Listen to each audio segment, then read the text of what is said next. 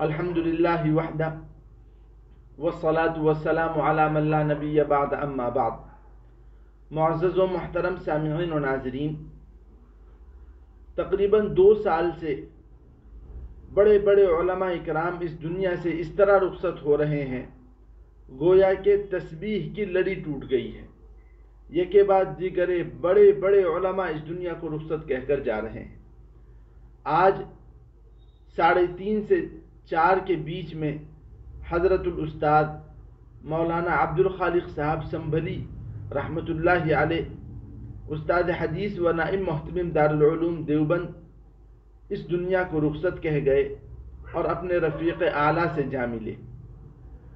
میں نے حضرت الاستاذ رحمۃ اللہ علیہ سے 3 کتابیں پڑھی ہیں۔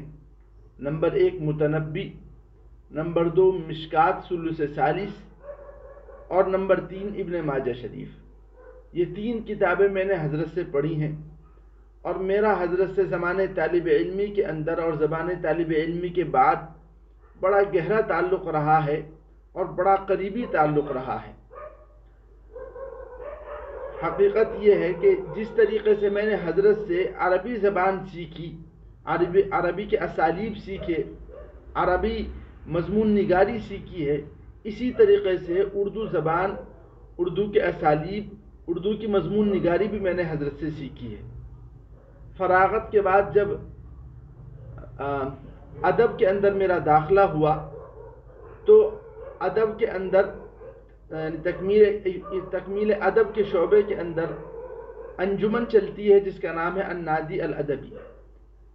حضرات اساتذہ نے مجھے اس کا نائب معتمد بنا دیا، اور سالانہ پروگرام کے موقع پر ایک محادثہ ہونا تھا۔ اس محادثے کے اندر مجھے حضرت مفتی تقی صاحب عثمانی دامت برکاتہم العالیہ کا کردار ادا کرنا تھا، اور یہ کردار بڑا اہم تھا، اور بطور محاکمے کے یہ کردار ادا کرنا تھا۔ میں نے اس کردار کو ادا کرنے کے لیے بہت ساری کتابوں کا مطالعہ کیا، مواد جمع کیا، اور پھر اس کی تعریف کی مواد کی، اور وہ مواد تعریف کرنے کے بعد حضرت الاستاذ حضرت مولانا عبدالخالق صاحب سنبھلی رحمۃ اللہ علیہ کو دکھایا۔ حضرت نے بہت پسند فرمایا، اور پھر اس کے مطابق میں نے تقریر کی، تو وہ تقریر بڑی پسند کی گئی، اور بہت سے طلباء نے تعریف کی کہ مواد بھی بہت اچھا تھا اور عربی زبان کا اسلوب بھی بہت اچھا تھا۔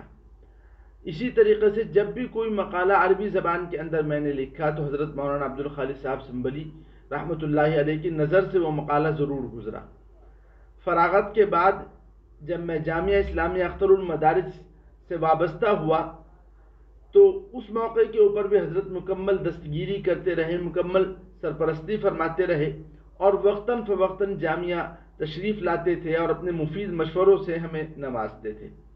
جب حضرت والد محترم کو دارالعلوم دیوبند کی مجلس شورا کا رکن منتخب کر لیا گیا تو تمام اساتذہ نے، تمام مدرسے کے ذمہ داران اور مدرسے کے متعلقین نے یہ کہا کہ حضرت کے مبارکبادی کے طور پر ایک پروگرام مدرسے کے اندر کیا جائے۔ ہم نے وہ پروگرام مدرسے کے اندر کیا، اور اس پروگرام کی صدارت کے لیے حضرت مولانا عبدالخالق صاحب سنبھلی رحمۃ اللہ علیہ کو مدعو کیا۔